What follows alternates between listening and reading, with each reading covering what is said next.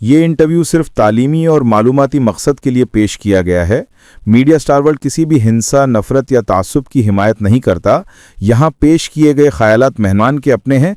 Channel उनसे ज़रूरी नहीं कि इत्तेफाक रखे। हेलो, नमस्कार, आदाब, सत श्री अकाल और अस्सलाम वालेकुम। मैं हूं मोहम्मद अहमद काज़मी, लेकर आया हूं आपका पसंदीदा कार्यक्रम आपके रूबरू। दुनिया को समझना निस्बतन कंपैरेटिवली ज्यादा मुश्किल होता जा रहा है, ऐसे वक्त में जब डोनाल्ड ट्रंप जैसे लीडर अहम कुर्सी पर बैठे हों। हर दिन वो अपना बयान बदलते हैं। अब से पहले एक लंबे अरसे से जो लोग सियासत को देखते हैं, इंटरनेशनल सियासत पर नजर रखते हैं, वो लीडर्स के बयानात की बुनियाद पर अपनी कोई बात कह सकते थे, कह पाते थे, एनालाइज कर पाते थे। लेकिन ट्रंप के दौर में यह काम शायद और मुश्किल होता जा रहा है। कुछ लोग कहते हैं कि वो जानबूझ करके ऐसा करते हैं, कुछ लोग कहते हैं कि उन्हें खुद पता नहीं है, वो अलग अलग दबावों में ऐसा कुछ कर रहे हैं। लेकिन इन सब चीजों को जिस तरह से जंग होगी नहीं होगी, मैप से खत्म कर देंगे ईरान को, फिर कहते हैं कि जंग की जरूरत नहीं है, उसके अलावा भी जो कुछ दुनिया में हो रहा है, अमन बोर्ड के नाम से जो गाजा के लिए दावोस में जो मीटिंग हुई है, उस पर भी हमें नजर रखने की जरूरत है, क्योंकि ये वही लोग हैं जो जंग कर रहे हैं और अमन की बात भी कर रहे हैं। इसके अलावा दुनिया के लीडर्स कहां खड़े हैं, भारत कहां है, अभी तक फैसला नहीं ले पाया कि इस इनविटेशन पे जाना है या नहीं है। दावोस में भारत का कोई नुमाइंदा मौजूद नहीं था। इन सब सवालात को समझने के लिए, इनके जवाब तलाश करने के लिए हमारे खास मेहमान हैं। हम बात कर रहे हैं सीनियर जर्नलिस्ट जनाब जॉन दयाल साहब से, जो दूसरे मुल्कों में जर्नलिस्ट के तौर पर रह चुके हैं, अखबार के एडिटर के तौर पर काम कर चुके हैं, और वार करस्पॉन्डेंट, जो जंग को कवर करने वाले रिपोर्टर्स होते हैं, वो जरा अलग ही किस्म के लोग होते हैं, अपने प्रोफेशन से कमिटेड और तमाम खतरात को ये बिल्कुल जानते बूझते उसमें जाते हैं बाकायदा। तो ये कम ही लोग होते हैं इतनी हिम्मत करने वाले। जॉन दयाल साहब कई जंगें कवर कर चुके हैं। आज हम समझने की पूरी कोशिश करेंगे कि क्या कुछ है। हालांकि पिछली बार उन्होंने कहा था कि 1 घंटे की मैं गारंटी ले सकता हूं कि 1 घंटे में ट्रंप साहब जंग शुरू करने वाले नहीं हैं। तो ये 1 घंटे वाले जो लीडर इस वक्त हैं, ऐसी हालत में अब जॉन दयाल साहब क्या कह रहे हैं? जॉन दयाल साहब, क्या कुछ है, अब क्या सूरत हाल है? पिछले 4 दिन के अगर बयान देखे जाएं तो हर दिन बयान बदल रहा है। एक दिन कहा जाता है कि ईरान को नक्शे से खत्म कर दिया जाएगा, दूसरे दिन कहा जाता है कि अब जंग की जरूरत नहीं है, उन्होंने 800 लोगों को फांसी देना कैंसिल कर दिया है मेरे कहने से, और फिर कहते हैं कि हमारा बड़ा फ्लीट वहां पर पहुंच रहा है, उम्मीद है कि हम उसे इस्तेमाल ना करें। आखिर क्या कुछ है, कहां देख रहे हैं आप? पहले फ्लीट की बात करते हैं। यूएस का फ्लीट आप जानते हैं, पिछले 2 साल में कई बारी तकरीबन गाजा के तट पर ही एक तरीके से कह सकते आया हुआ था। 20-25-30 किलोमीटर दूर था, जहां पे छोटी पनडुब्बी भी बड़े आराम से आ सकती थी। तो फ्लीट का आना ना आना अमेरिका का एक फोर्स एक्सटेंशन तो है ही, मगर पिछले 2 साल में फ्लीट एक तरीके से कहा जा सकता है वहां से हटी ही नहीं है। तो अमेरिका का जो मिलिट्री साया है मिडिल ईस्ट पर, वो 2.5 साल से बरकरार है। उसमें कोई खास, कभी 100 किलोमीटर आगे जाते हैं, कभी 100 किलोमीटर पीछे चले जाते हैं, कभी शिप से रॉकेट फायर कर देते हैं, कभी नहीं करते हैं। तो उसको हम लेके चल रहे हैं कि अमेरिका का फोर्स एक्सटेंशन गल्फ में है और बरकरार रहेगा। इसमें अमेरिका कोई जल्दी कोई तब्दीली करने वाला नहीं है। क्या इसको ट्रांसलेट करेगा वो अटैक में, और क्या इसको वो ट्रांसलेट करेगा बूट्स ऑन द ग्राउंड? दूर से वार करना एक बात है, अपने सोल्जर्स को भेजना बहुत ऑक्यूपेशन के लिए दूसरी बात है। तो इसमें दोनों को मैं एक ही नजर में देखता हूं कि ईरान और यूक्रेन दोनों के लिए ये क्या होता है, क्योंकि अगर आप वहां पर जहाज भेज रहे हैं तो वहां पे यूक्रेन भी बहुत दूर नहीं रह जाता। अमेरिका से अगर दूरी लगाए तो एक तरीके से आप यूरोप के तट पर ही आ गए हैं। क्या वहां पर कुछ करेगा? ग्रीनलैंड में करेगा। तो सबसे लास्ट जो ट्रंप की स्टेटमेंट है मैं उससे लेता हूं। ट्रंप ने कल डेवोस में कहा कि आप लोग सोच रहे थे कि मैं फोर्स इस्तेमाल करूंगा ग्रीनलैंड के लिए, मैं फोर्स इस्तेमाल कर सकता हूं, अगर करूंगा तो आप टिक नहीं पाओगे, मगर मैं करना नहीं मांगता अभी। उसी सेंटेंस को मैं एक्सटेंड करना मांगता हूं ईरान के लिए। मेरा ख्याल है कि ना यूक्रेन में और ना ही ईरान में ट्रंप साहब कोई मेजर एग्रेशन या रिलीफ नहीं देंगे। अपने हथियार अपने पास ही रखेंगे। जो न्यूक्लियर का सेंट्रीफ्यूजेस को तोड़ने की बात थी, उसका लॉजिक अलग था, उसकी जियोपॉलिटिकल सिचुएशन अलग थी। तो उसको हम एक तरीके से करंट सिचुएशन में थोड़ा सा दूर रखते हैं, क्योंकि उस टाइप का रॉकेट कांच लगाएंगे वो प्रेसिडेंशियल पैलेस पर, मैदान में प्रेसिडेंशियल पैलेस में लगाएंगे तो मैदान ये कितनी गहराई में, उसकी सुरंगें कौन जानता है। तो वहां पर तो उसका कोई फायदा है नहीं। अगर डाला तो लोग कम और जमीन ज्यादा उछलेगी। दूसरी बात है कि ये बात साफ है कि ट्रैक 2 काफी जोर से चल रहा है, क्योंकि जिस तरीके से सिचुएशन बदल रही है। और मैं और आप दोनों अमेरिकन जो स्ट्रेटेजिक प्रोफेसर की बातें सुनते रहते हैं यूट्यूब पे। अमेरिका में पत्रकार क्या कह रहे हैं, वहां पे स्पेशलिस्ट को जब इंटरव्यू करते हैं क्या कह रहे हैं, सभी मेरे कल तक रात तक तो यही कहते कि लार्ज स्केल ईरान के ऊपर इन्वेजन नहीं है, वो प्रेशर टैक्टिक डाल के जो करा सकते हैं कराएंगे, और प्रेशर टैक्टिक डाल के ईरान को चुप कराएंगे कि वो इजराइल के मामले में, गाजा के मामले में, पैलेस्टीन के मामले में चुप्पी साध ले। ये बात मेरे को समझ में आती है, क्योंकि सिमल्टेनियसली गाजा की बात भी वो कर रहे हैं। और यहाँ पे मैं कह देता हूँ कि मैं कुछ किसी और सेमिनार में कल बात कर रहा था कि गाजा में जो इन्होंने पॉलिसी अचानक कह दी कि कार्यान्वित हो चुकी है, चालू हो चुकी है, वो बड़ी अजीब सी लग रही है। आप चेयरमैन है, आपका दामाद सीनियर मेंबर है, आपका घनी दोस्त बेंजामिन नेतन्याहू तीसरा मेंबर है। वहां पर न्यूट्रल मेंबर जो पैलेस्टीनियंस की हिमायत कर पाए कौन रह जाता है? क्या मैक्रोन करेंगे, टोनी ब्लेयर करेंगे?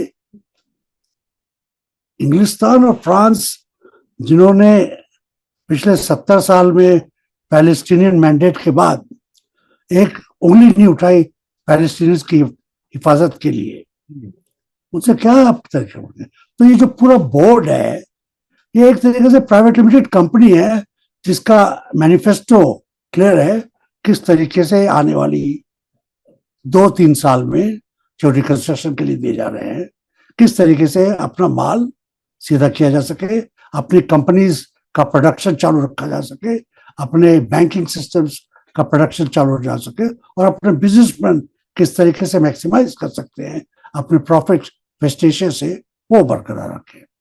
इनमें बड़े बड़े कंस्ट्रक्शन एजेंट्स हैं, ऑयल एजेंट्स हैं, ट्रंप की तरह खुद ही रिजॉर्ट बनाने वाले लोग हैं। इसमें मेरे को कोई दिख नहीं रहा मास हैबिटेशन का एक्सपर्ट। वो तो आप हमारे हिंदुस्तान के डीडीए से ले लेते तो ये जानते हैं कि 1 लाख मकान कैसे बनाना है। तमिलनाडु में और दिल्ली के डीडीए वाले ये जानते हैं। इनको आप बुलाते तो ये फटाफट प्री फैब्रिकेटेड और नॉन प्री फैब्रिकेटेड किस तरीके से बनाने, उसमें कोई दिख नहीं रहा है। जो पब्लिक हेल्थ, मास हैबिटेशन, उसके बाद दोबारा रिवाइव करना है लाइफ को, एजुकेशन को, हेल्थ सर्विसेज को, पानी को, सड़कों को, मास ट्रांसपोर्ट को, इनमें कोई मेरे को एक्सपर्ट दिखाई नहीं दे रहा है।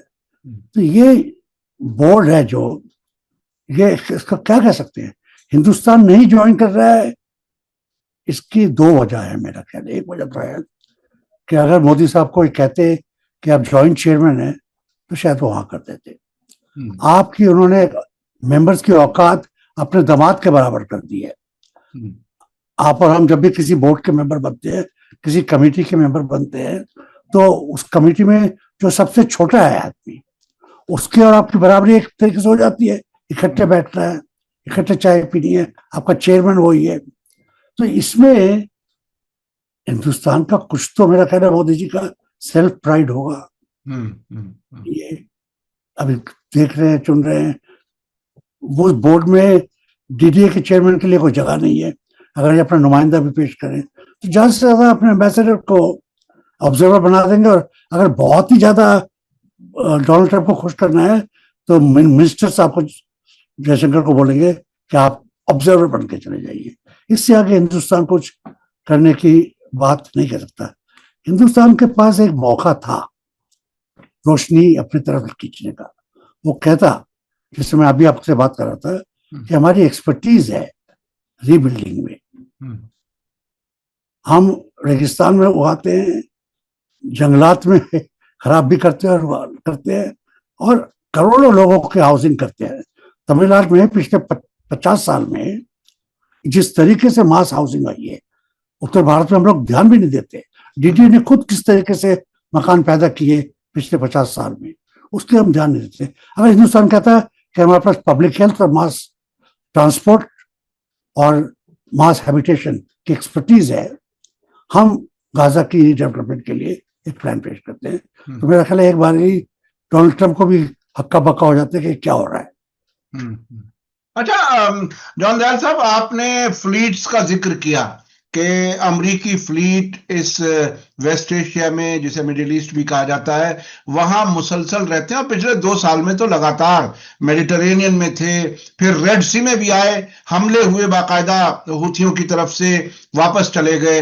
और अभी जो अब्राहम लिंकन के नाम का जो सबसे बड़ा उनका फ्लीट है, उसके बारे में बताया जा रहा है कि वो, जब हमारी आपकी बात हो रही है तो वो काफी नजदीक हो गया है, ईरान के नजदीक। कल मैं ईरान से बात कर रहा था एक जर्नलिस्ट से, हालांकि वहां बात करना जरा मुश्किल है, इंटरनेट वगैरह अभी पूरी तरह से रेस्टोर नहीं हुआ है।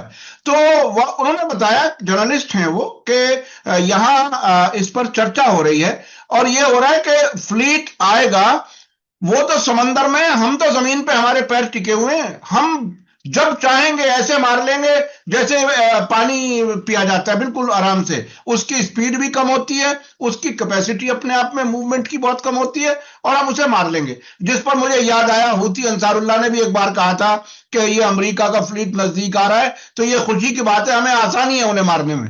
तो वहां रेजिस्टेंस वालों का विल पावर उस तरह का है। ये जो पिछले 3-4 दिन में ट्रंप ने या तो नक्शे से मिटाने की बात थी, या ये कि अब कोई कार्रवाई करने की जरूरत नहीं है, कहां से उन पर दबाव कहां से है, वो जवाब, यानी ये जो दोनों अलग अलग, बिल्कुल अलग किस्म की बातें करते हैं कुछ ही घंटों के बाद, उनके पीछे दिमाग में क्या क्या चल रहा है, कौन कौन से फैक्टर्स हैं जिसकी वजह से ये ऐसा कर रहे हैं? मैंने ये अमेरिका का नेवल स्ट्रेंथ जो है, उसके ऊपर कुछ स्टडी किया था, कुछ किसी और ताल्लुक से, बहुत गहरी स्टडी करने की कोशिश की थी। इसमें मैं, आपके जो पत्रकार ईरान के थे, उन्होंने रिटोरिकल जवाब दिया, मगर जेरल्ड फोर्ड और एब्राहम लिंकन बहुत ही खतरनाक स्ट्राइक फोर्सेस हैं। इनका मुकाबला वर्ल्ड वॉर 2 की सारी फ्लीट पे अगर मिला दे, इनमें एक के बराबर है। उसके 2 नुकसान और फायदे 2 बताता हूँ मैं आपको। ये अकेली नहीं चलती है, जब ये चलती हैं तो इनके साथ 50 के करीब और बड़े हवाई जहाज चलते हैं, डिस्ट्रॉयर्स चलते हैं, क्रूज करते हैं, रॉकेट चलते हैं, ड्रोन हवाई जहाज चलते हैं, पनडुब्बियां चलती हैं, 3 किस्म की पनडुब्बियां चलती हैं, जिसमें न्यूक्लियर पनडुब्बी भी हैं। तो ये एक मिलिट्री दुनिया एक तरीके से ले आते हैं। अमेरिका का एक टुकड़ा ले आते हैं जहां पर सब चीजें हैं, उसमें 5-6 हजार तो उसके अंदर शिप में लोग काम करने वाले हैं।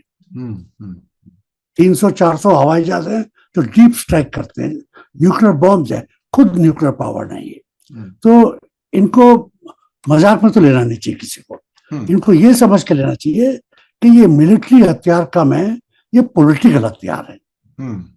तो अगर ईरान या हिंदुस्तान या कोई भी देश जेरल्ड फोर्ड से लड़ना मांगेगा तो जेरल्ड फोर्ड अंत में शायद डूब भी जाए, पर बहुत नुकसान करेगा। इसी की वजह से चाइना अभी न्यूक्लियर सबमरीन बना रहा है। आज की तारीख में वो भी रशिया से उधार लेता है, मगर उसकी जो नई, अभी उसने पिछले साल जिसके बारे में जिक्र किया, जुलाई जून जुलाई में, वो बहुत ही किस्म के क्या कह सकता हूँ, बहुत खतरनाक एक तरीके के हथियार है। उसको क्या कह सकते हैं आप, जैसे मैं कहता है इकोसिस्टम उसका है, जो कि वॉर वाले experts, military correspondents, new Delhi का जो वॉर कॉलेज है उनको स्टडी करते हैं और ये मान के चलते हैं कि इसको इस्तेमाल करना सेकेंडरी है। इसको बिना इस्तेमाल किए किस तरीके से आप पॉलिटिकल चेंज जो चाहते हैं, आप वहां पर स्ट्रेंथ का जो चेंज चाहते हैं वो ले पाए आप समझ रहे इसकी बात। इसको इस्तेमाल करके नहीं, ये बंद मुट्ठी में ही क्या दम है वो देखना मांगते हैं, खूब मुट्ठी खोलना नहीं मांगते हैं। तो ये दोनों फ्लीट्स को हम ये समझ के चलना चाहिए। लेकिन सर साथ में एक चीज मैं आपको याद दिला दूं, ईरान वो ऐसा तन्हा मुल्क है जो 1979 के बाद से लगातार अमेरिका की धमकियों, अमेरिका की साजिशों, अमेरिका के दबाव, पाबंदियों, सबको वो बर्दाश्त करता रहा है। और ये फ्लीट तो कितनी बार आई और कितनी बार चली गई। वो कहते हैं हमें आदत हो गई इन धमकियों की, हमें कोई फर्क नहीं पड़ता, हम अपनी तैयारी अच्छी रखे हुए हैं। और अब तैयारी ऐसी है कि जब ट्रंप कहते हैं कि अब लीडरशिप बदलने का टाइम है ईरान की, तो ईरान से जवाब आता है कि जो हाथ आयतुल्लाह खामेनी की तरफ बढ़ेगा उस हाथ को काट दिया जाएगा। तो वहां भी तो कोई ताकत है। अभी एक ताजा एक इंफॉर्मेशन आ रही है, इजराइल के former defence minister Avigdor Lieberman, उन्होंने कहा है कि 12 दिन की जंग में इतना नुकसान हुआ है जो हम सोच नहीं सकते थे। हमारी रिसर्च सारी तबाह हो गई जो हम कई दहाइयों से कर रहे थे, और हम सिर्फ इतना बता सकते हैं कि बहुत ज्यादा नुकसान हुआ है जो अब से पहले कभी इजराइल को नुकसान उठाना नहीं पड़ा। कुछ खबरें ऐसी हैं कि खुद अब नेतन्याहू, खुद अब मोहम्मद बिन सलमान ये ही ट्रंप से बार बार कह रहे हैं कि अभी जंग शुरू ना करो। तो ये जो पासा पलटा है, अपसाइड डाउन हुआ है, जो रोज ईरान के खिलाफ हमले के लिए उकसाते थे, अब वही पैर पीछे खींचने के लिए कह रहे हैं। इस सिनेरियो को आप इसको कैसे देख रहे हैं? तो दो बातें हैं। एक बात तो जो इजराइल की इंटरनल पॉलिटिक्स है जिसके अंतर्गत फॉर्मर मिनिस्टर बोल रहे हैं, इजराइल की पॉलिटिक्स पिछले 2.5 साल में कतई नहीं बदली है। अभी भी नेतन्याहू एक बहुत ही हल्की लाइन के ऊपर खड़े हैं। अगर जरा भी पॉलिटिकली अमेरिका जरा भी इंडिकेट करता है इनको ना सिर्फ तख्ता इंटरनल रजीम चेंज इजराइल में होगा, ये जेल में होंगे, क्योंकि इजराइल में इनको फांसी तो नहीं दी जाएगी मगर जेल में होंगे और लंबे सफर के लिए जेल जाएंगे। वो बात एक है। दूसरी बात, आपने बहुत बड़ी बात कही है, मैं उसका खुलासा करता हूं। जब आयरन शील्ड जिस दिन खत्म हुआ, जिस दिन 7 अक्टूबर को आयरन शील्ड को पंचर किया गया, सिर्फ इजराइल नहीं पूरी दुनिया की war planning, military understanding change हो गई। हिंदुस्तान पाकिस्तान की लड़ाई को अगर आप कंपेयर करें, वो गगनभेदी शील्ड को खत्म करने में बहुत आपको पैरेलल्स मिलेंगे। अब बड़े बड़े हवाई जहाज, बड़े बड़े रॉकेट्स का जमाना एक आप कह सकते हो कि चला गया है। जैसे हम पहले वो गगनभेदी उसके लिए बात कर रहे थे, बॉम्ब के लिए, जो न्यूक्लियर उसको सेपरेटर्स को इस्तेमाल करने में, खत्म करने में इस्तेमाल हुआ। अब उसका जमाना टल गया। अभी है जो यूक्रेन में देखा जा रहा है, हिंदुस्तान पाकिस्तान में देखा गया, हजारों की तादाद में ड्रोन आते हैं। ड्रोन के लिए हेवी इंजीनियरिंग की जरूरत नहीं है। तो इजराइल का जो असला था, उसके अलावा इजराइल की जो मानसिकता थी उसके जनरल्स की वॉर के बारे में, उनके जो वॉर का ज्ञान था वो एक तरीके से खत्म हो गया है। और अब वो ये जो मिनिस्टर कह रहे हैं, उनको अपना वॉर प्लान, पूरा वॉर स्ट्रैटेजी, वॉर थीसिस बदलनी पड़ेगी। वॉर थीसिस बदलनी पड़ेगी। ईरान की तरफ से ये बताया जा रहा है कि उनके पास सरप्राइजेस हैं, अगर अगर हमला हुआ तो हम सरप्राइजेस देंगे, और उसमें खुर्रमशहर की हाइपरसोनिक मिसाइलों का जिक्र है, कुछ और चीजें हैं जिनका नाम नहीं ले रहे हैं, वो भी आपको ये जो ईरान ने अब तक हथियार दिखाए हैं, जो अब तक इस्तेमाल हुए हैं, इसकी रोशनी में, जो वैसे तो आपने कुछ चीजें बता दी कि दुनिया के जो जंग के एक्सपर्ट्स हैं उनके नजरिए बदल गए, आयरन डोम जो है वो नाकाम हो गया, हत्ता के 7 अक्टूबर को जिस तरह से हमास के लोग बाइक के इंजन को उड़ा करके ले आए, वो बिल्कुल अलग अलग किस्म की चीज थी। अब आपको क्या लगता है, ये हथियारों का जो सिलसिला ईरान ने किया है, जिसमें वो अपने आप को सेल्फ डिपेंड भी कह रहा है काफी हद तक, आप उसको कैसे देख रहे हैं? क्या थर्ड वर्ल्ड कंट्रीज जिसे कह दिया जाता है वेस्ट की तरफ से, उन मुल्कों को उस रास्ते पे चलने की जरूरत है?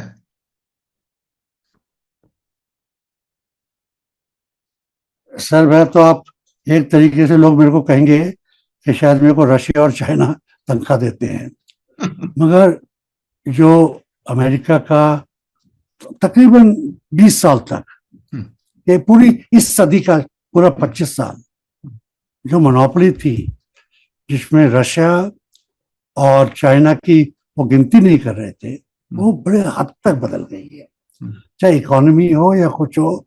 पिछले जुलाई में जो अमेरिका ने हथियार बनाए, अभी भी उसकी जो टोटल मोनोपोली है उन रेयर मेटल्स के ऊपर, रेयर अर्थ जिसको कहा जाता है, जिसकी वजह से कंप्यूटर चलते हैं, जिसकी वजह से गाइडेंस मिसाइल चलते हैं, जिसकी वजह से जो मैग्नेट्स के अंदर इस्तेमाल होते हैं वो काम करते हैं। और टेक्नोलॉजी और उसके साथ जो उसने जुलाई में हथियार दिखाए, और पॉलिटिकली नॉर्थ कोरिया ने और चाइना ने जो रशिया की सहमति दी, हिमायत की यूक्रेन की लड़ाई में, अब फिर दोबारा दुनिया बाइपोलर हो चुकी है। अब यूरोप का रोल बड़ा कम रह गया है पिछले बार से, मगर अमेरिका अब मनमानी नहीं कर पा रहा है। डोनाल्ड ट्रंप ग्रीनलैंड को तो धमकी दे रहे हैं, मगर फिनलैंड को नहीं दे रहे हैं, रशिया को नहीं दे रहे हैं। रशिया से बात करे जा रहे हैं, कहे जा रहे हैं कि ट्राइलैटरल मीटिंग होगी, कभी बायलैटरल मीटिंग, कभी कहते हैं मैंने 3 घंटे बात की, कभी कहते हैं मैंने 1 घंटे बात की। ये चीन को और रशिया को उस तरीके की धमकी नहीं दे रहे हैं जैसे अपने दोस्तों को भी देते हैं, जैसे हिंदुस्तान को दे देते हैं तो 50% आपके ऊपर कर दिया, ये कर दिया, वो कर दिया। तो मेरा ख्याल है ट्रंप रियलाइज करते हैं कि उनकी अपनी लिमिट्स है, वो अपने एलाइज को तो गाली दे देंगे, वो जो पुराने उनके एंटेगनिस्ट हैं उनके खिलाफ वर्ल्ड वॉर 1 के बाद से खड़े हुए हैं, 1917 से उनके खिलाफ खड़े हुए हैं, उनको अटैक करना, उनको गाली देना, जिसको हिंदुस्तान में कहते हैं कि आजा देखेंगे, वो करना जरा अब मुश्किल है, बल्कि कह सकते हैं मुश्किल ही नहीं, नामुमकिन है। यानी वो उस तरह से धमकियां नहीं दे सकते जिन लोगों से पहले से दुश्मनी है। अच्छा, ये जो यूरोप को आपने कहा कि यूरोप का रोल अब कम होता जा रहा है, ये जो एक वेस्ट को क्लब करके दुनिया देखती थी, America plus Europe plus Australia Japan, ये जिस तेजी से टूटता हुआ नजर आ रहा है, ये मुल्क जो यूरोपियन मुल्क भी जिन्होंने दुनिया पर एक तरह से राज किया है, जब अमेरिका भी उनको छोड़ देगा या छोड़ रहा है, इनकी अपनी हैसियत क्या रहेगी दुनिया की सियासत में? क्या ये बड़े क्राइसिस की तरफ बढ़ रहे हैं? क्या देख रहे हैं आप? यूरोप को फ्यूचर कैसे देख रहे हैं? सर आपने यहाँ पर लड़ाई और पॉलिटिक्स से नजर उठाकर नस्लों की बात कर दी है। जी। व्हाइट सुप्रीमेसी जो स्पेनिश और पोर्चुगीज और इंग्लिस्तानी नेवल फ्लीट्स के ऊपर थी, हवाई जहाजों के ऊपर थी, मिलिट्री हवाई जहाज और कमर्शियल हवाई जहाज नहीं, पानी के जहाज, हिंदुस्तान में पोत कहते हैं, शिप्स के ऊपर, शिप्स के बूते पे व्हाइट स्ट्रेंथ को Africa, Latin America, Asia, Polynesia, जिसको साउथ पैसिफिक कहते हैं, जिसमें ऑस्ट्रेलिया भी आता है, ये आप सोच सकते हैं कि 1500 कुछ से चालू हुआ और 1857 तक चला। जब ईस्ट इंडिया कंपनी की हार हुई हिंदुस्तान में और इंग्लिस्तान को आना पड़ा, और उसके बाद इंग्लिस्तान ने जब हिंदुस्तान पे राज किया तो फौजी बल के ऊपर नहीं किया, हिंदुस्तानियों के रजवाड़ों के साथ मिलकर किया, यहाँ के फ्यूडल सिस्टम्स के साथ मिलकर किया, जो उसका एक्सटेंशन वेस्ट एशिया में भी था। जो रेवोल्यूशनरी कंट्रीज है वेस्ट एशिया की, मिडिल ईस्ट की, जिसमें ईरान है, उसके ऊपर व्हाइट सुप्रीमेसी नहीं रही है। वो कहाँ रही है? जॉर्डन पर। तो इसका भी कुछ सबक है, इसे लेने चाहिए। व्हाइट सुप्रीमेसी का जो डिक्लाइन है उसके बहुत वजह है। एक वजह यह है कि नेचुरल रिसोर्सेज की वजह से जो ब्लैक कंट्रीज में, ब्राउन कंट्रीज में, नॉन इंग्लिश कंट्रीज में दम आया है, गुर्दा आया है, जिसमें अगेन सऊदी अरेबिया भी आता है, यमन भी आता है, हिंदुस्तान भी आता है, इंडोनेशिया आता है, ब्रुनेई आता है। तेल ने इंग्लिस्तान को, अमेरिका को हरा दिया। वहां पर तेल बहुत कम है। इंग्लिस्तान को भी अभी नॉर्थ से जाना पड़ता है। अमेरिका ग्रीनलैंड जाने की बात करता है, हालांकि अमेरिका के पास अभी भी बहुत रिसोर्स हैं। वेनेजुएला पे हमला करता है। तो नेचुरल रिसोर्सेज ने जियो पॉलिटिक्स का तख्ता पलट दिया है। मैं अभी थोड़ी देर पहले आपसे बता रहा था, चाइना के रेयर अर्थ उसके बाद हिंदुस्तान में भी आएगा, थोरियम है हमारे पास। इनसे पावर स्ट्रक्चर बदलता है। जिसके पास है, जैसे तेल था, अब ये रेयर मेटल जिसके पास है, न्यूक्लियर मेटल जिसके पास है, वो तो जियो पॉलिटिक्स बहुत बदल गई है। अलावा इसके पॉलिटिक्स खुद टोटली बदल गई है। कोई भी आदमी गुलामी नहीं बर्दाश्त करेगा। जियो पॉलिटिक्स बदल गई, सियासत बदल गई, दुनिया की कोई गुलामी कबूल नहीं करता। अच्छा, मैं ये आपने जनरल आइडिया तो बहुत अच्छे से दे दिया कि क्या कुछ तब्दीली दुनिया में आ रही है। अब एक सवाल जो हमारे देखने वालों के हर एक के जहन में बार बार हॉन्ट करता है कि पिछले 2-2.5 साल में जो जंग देखी, जितनी तबाही देखी, फिर से जंग सर पे खड़ी है। क्या अब कोई जंग, बड़ी जंग, जिसके लिए ईरान और अमेरिका, इजराइल, जिसके बारे में बार बार कभी धमकी आती है, कभी नरम होता है, आपको क्या लगता है, जंग होगी या नहीं होगी? आम लोग कैसे समझें सादा जबान में? मेरा प्रोजेक्शन की हिम्मत तो नहीं है।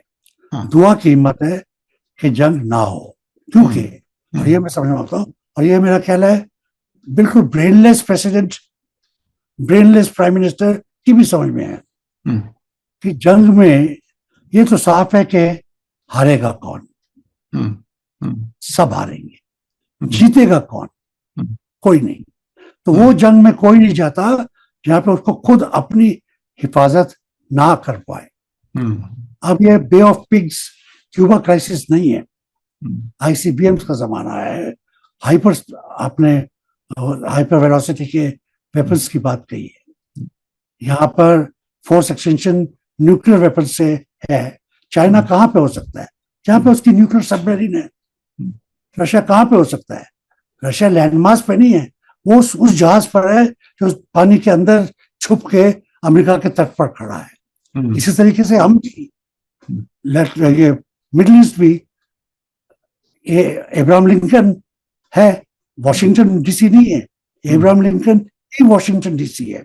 वेपन्स आएंगे, न्यूक्लियर वेपन्स, इसमें नोरैड एक सिस्टम था अमेरिका के पास। ये था कि रशिया से जो रॉकेट आएंगे, ये कनाडा में और आइसलैंड में इनके लिए रडार थे, और वो रडार पकड़ लेंगे और हम उनको मार देंगे। अब वो बात तो रहेगी नहीं ना। अब रॉकेट आएगा आपके 4 किलोमीटर दूर से, या 40 किलोमीटर, या 400 किलोमीटर, 10,000 किलोमीटर की दूर से नहीं आएगा। आपके पास रिस्पॉन्स टाइम 6 मिनट 10 मिनट का नहीं होगा, सेकेंडों का होगा। या हमने इसका लेटेस्ट एग्जाम्पल अभी यूक्रेन में देखा, और उससे भी ज्यादा लेटेस्ट हमने हिंदुस्तान पाकिस्तान में देखा। रिस्पॉन्स टाइम हवाई जहाजों के डिफेंस में और लड़ने के लिए माइक्रो सेकेंड्स हो गया है। कौन जीतेगा इससे लड़ाई? बिल्कुल इसी तरह से वो ईरान से जो मैंने आपको बताया कि बात हो रही थी, वहां भी अब सॉलिड फ्यूल वाले जो रॉकेट्स हैं या मिसाइल्स हैं, उन पर उन्होंने काम किया है, ताकि रिफ्यूलिंग में भी जो टाइम लगता है वो भी टाइम ना लगे, सॉलिड फ्यूल लगाएं और फौरन हमले करें। अब हमले के जवाब का टाइम बहुत ही कम हो चुका है। ऐसे हालत में अगर जंग शुरू होगी तो जाहिर है तबाही होगी, अगर जंग शुरू होगी तो सब हारेंगे, जंग ना हो तो शायद इंसानियत बच जाए और सब कोई डिप्लोमेसी का कोई रास्ता निकले, वो शायद सभी लोग पसंद करते हैं। आने वाले वक्त में डोनाल्ड ट्रंप क्या करेंगे, नेतन्याहू क्या करेंगे, अपनी अपनी सियासत को बाकी रखने के लिए, अपनी हैसियत को बाकी रखने के लिए। हालांकि अब तो गाजा में बड़े कारोबार की शुरुआत है, $1 अरब दो और परमानेंट मेंबरशिप लो। उनके मुताबिक ये सबसे बड़ा इज्जतदार बड़े नेताओं का क्लब होगा, जिसमें सबको जल्दी जल्दी शामिल हो जाना चाहिए। ट्रंप साहब का ये मशवरा है। बहुत बहुत शुक्रिया जनाब जॉन दयाल साहब। वही लोग जो कातिल हैं वही अमन की बात अब करने लगे, ये खुद अपने आप में बहुत बड़ी तब्दीली है इस दुनिया की सियासत में। आपको आज का वीडियो कैसा लगा कमेंट्स में जरूर लिखें और ज्यादा से ज्यादा लोगों तक शेयर करें। इसी के साथ मुझे दीजिए इजाजत। धन्यवाद, शुक्रिया। जय भारत, जय हिंद। हमारे चैनल मीडिया स्टार वर्ल्ड को सब्सक्राइब कीजिए और बेल आइकॉन दबाइए ताकि हमारी हर नई वीडियो का नोटिफिकेशन आपको सीधे मिलता रहे। अगर आपको हमारी खबरें पसंद आती हैं तो उन्हें अपने व्हाट्सएप, इंस्टाग्राम, फेसबुक और ट्विटर अकाउंट्स पर शेयर करना ना भूलिए ताकि और लोग भी हकीकत से वाकिफ हो सकें।